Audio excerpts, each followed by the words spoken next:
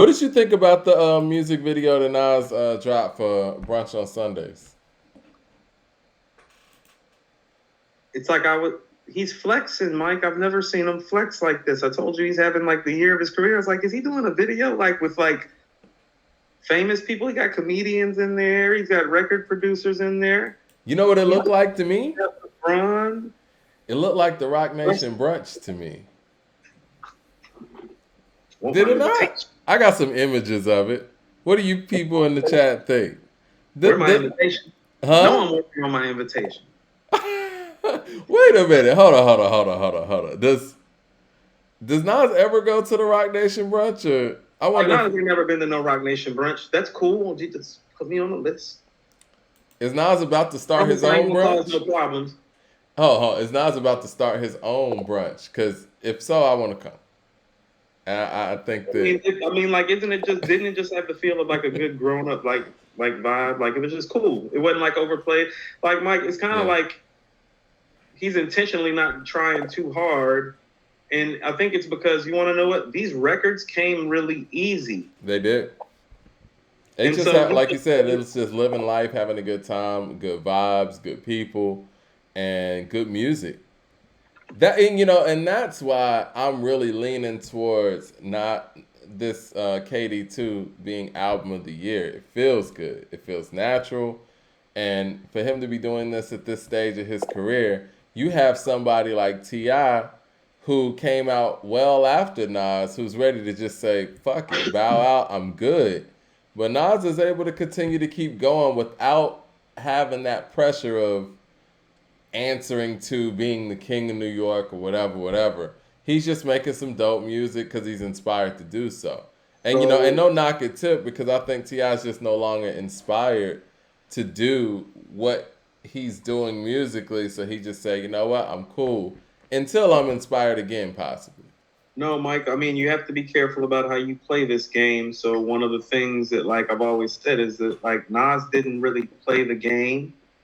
Like the game, he didn't really play it that long. The only time Nas actually played the game is on a couple singles on It Was Written and I Am. Other than that, he's kind of been more into cultivating and just crafting Right. whatever sound he's looking for next. That serves you well in a marathon, maybe not in a sprint. That's why I told you this is the year of his career, because really what's happened is that everybody who's always been in competition with him and dropped stuff that was comparable, like all that, like he's outlasted everybody. Yeah. And it's just like kind of him standing there at the finish line, and he's kind of like, "Oh yeah, I'm here. Like cool. Like there. Let's do this again."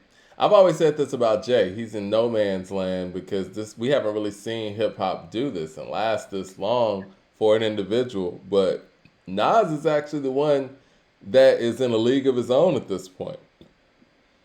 I mean, because I think Snoop came out in '93, and you know what? I want to clear up something from the show the other day. We were saying that I Am came out in '98. It actually came out in '99. I forgot that he dropped I Am and Nostradamus the same year. But yeah. Anyway, Snoop came out in '93. But Common came out in '92. Common's still doing it as well. But I thought "Can I Borrow a Dollar" was '91, but okay. was it '91? Thought it was You want to know what? '92. No, Unsigned Hype in the Source in '91. "Can I Borrow a Dollar" '92. Yeah. No, I think you're right. I think it's '92. And Common's still making quality material, even though we were, critical of the effort that he just put out. He's still putting out quality material, but Nas is putting out very inspired material, sounds like. And, it is very tough, I would imagine, to be in the game damn near 30 years and still find a way to be inspired by the music. But this is what I'm saying. I don't know if he's necessarily inspired by the music. I think the life that he's living and the fun that he's having and is inspiring him. I told you I like Brunch on Sundays because it sounds like you want to know what? This sounds like a record he wanted to make because he really does go have brunch with the homies on Sundays and pop some bottles and chill and enjoy life a little bit. Like that's really what he's doing. It sounds like it. And that's what I mean. It feels so comfortable and easy. He's never sounded this comfortable or easy. But see, that's what kept Jay around so long. He was always able to talk about where his life was at the moment. And his life has always been so exciting that he could make exciting music. Mike, what did I say 2 weeks You're ago? right. It sounds like Jay needs to go hang out with Nas now, not the other way around. It's always been the other way around. It's always been the other way around. It's always been Jay's out here on the scene. He's the guy that's, popping or whatever. He's the guy with the brunch. Nas done even took the brunch from him. Man. Look. And I don't want this to mess with our invite, Mike, but he gotta have that brunch like close to home. He got kids, got a family. All right, he's married. All right, Nas has 2 kids. One of them is grown as hell, and in the video, Mike, she chilling in the video with her pops. Right. He's single, mingle. Yeah. I mean, I want a luncheon invite too. Reggie says, Mike Coop, which artist would you say has verse of the year? I think we're still on Lauren, right? I think it's still Lauren on Nobody. And you want to know what's crazy, Mike? Nas has some verse of the year contender verses on Store Run and on Nobody. Actually, it's but still Lauren.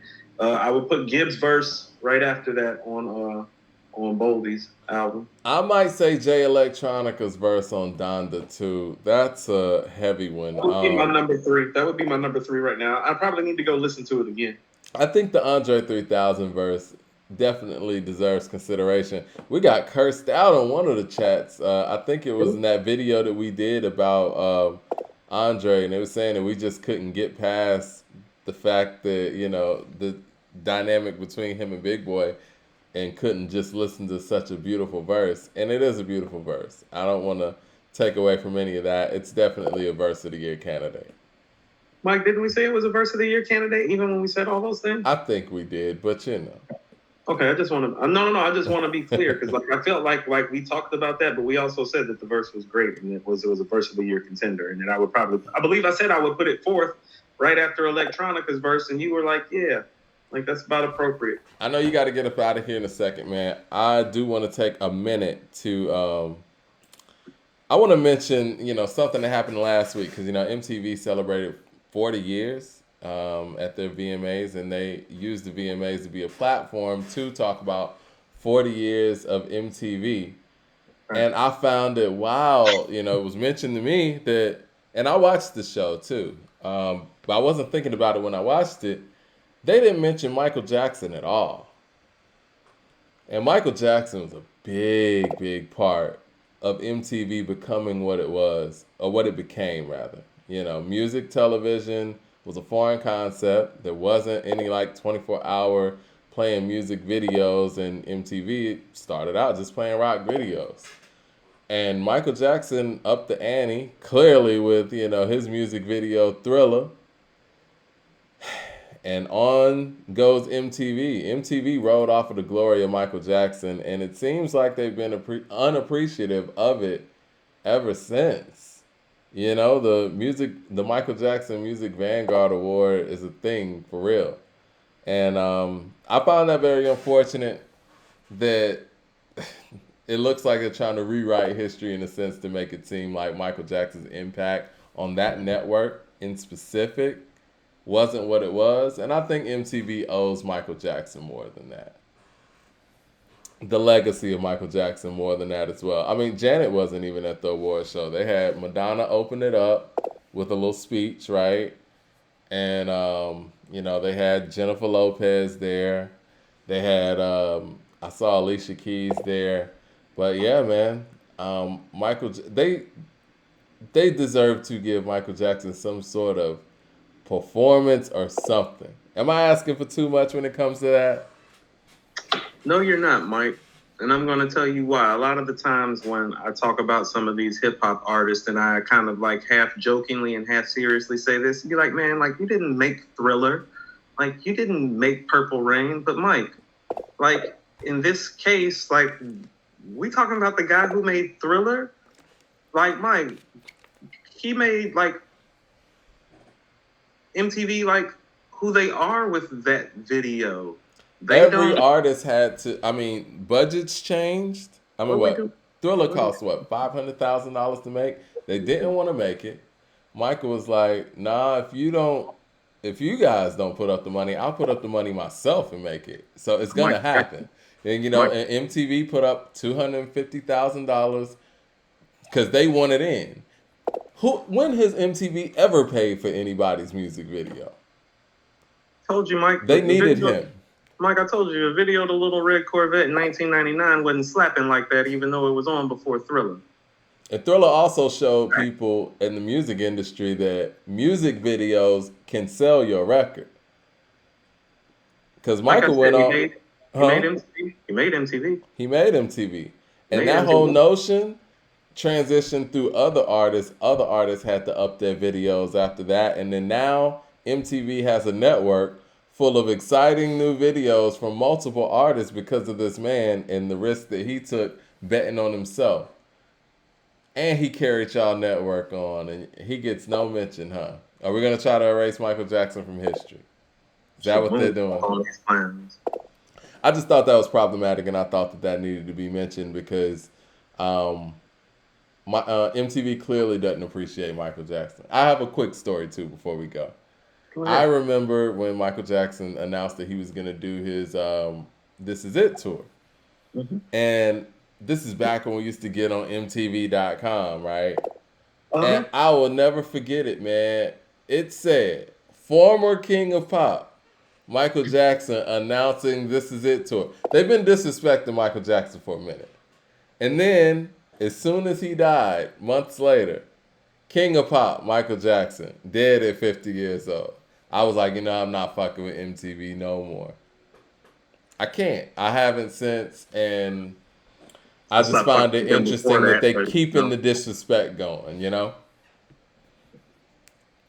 mean, I stopped getting down with them a long time ago, Mike. You know what I mean? So yeah, really know what to tell you, about all that. But everything that you're saying is true. And it's. I'm glad that people are starting. I really to see don't have any words either, because I don't want. Because I could just say some really angry shit right now, but I'm not going to. No, yeah, I'm not saying that to say that. I just want the people out there to know, some information. That's what we're here, just reporting the news, reporting information, and talking about it. But yeah, I just find the fact that I don't like this whole culture of people trying to erase or not giving the props where props are necessary. Because we see in certain pockets, other individuals get more props than they deserve sometimes. So we still talk about Babe Ruth. And Babe Ruth was incredible for his era, but did Babe Ruth face some of the top pitching talents? Did he have to deal with relief pitchers? Did he have to deal with closers? Mike, forget all that. Did he have to deal with Hispanics and blacks? Exactly. Yeah. Not at all. But yeah, I don't even want to go. Yeah, we're not even going to go. But you know what I'm saying? So it's and it's so funny too. And I don't know if I talked about this on the show before. Maybe we talked about this offline. But whenever you mention Wilt Chamberlain's numbers and him doing all the shit he did, everybody's like, oh, well, he didn't play against nobody. Nigga, he played 40 years after Babe Ruth retired. We never say that about Babe. The fuck? I think that says a lot about where we are in this nation. We'll leave it right there. All right, and on that note, man, have a good night. I can't wait till next week, man. I'm expecting Pray for Paris level shit. So, and yes. I think from a king to a god would be a more fair expectation. And if that happens, that's why I was asking you how you felt about KD2. Do you think KD2 is better from a king to a god? If both of them were out in the same year, that would be a close one. I would give the edge to KD2 because of the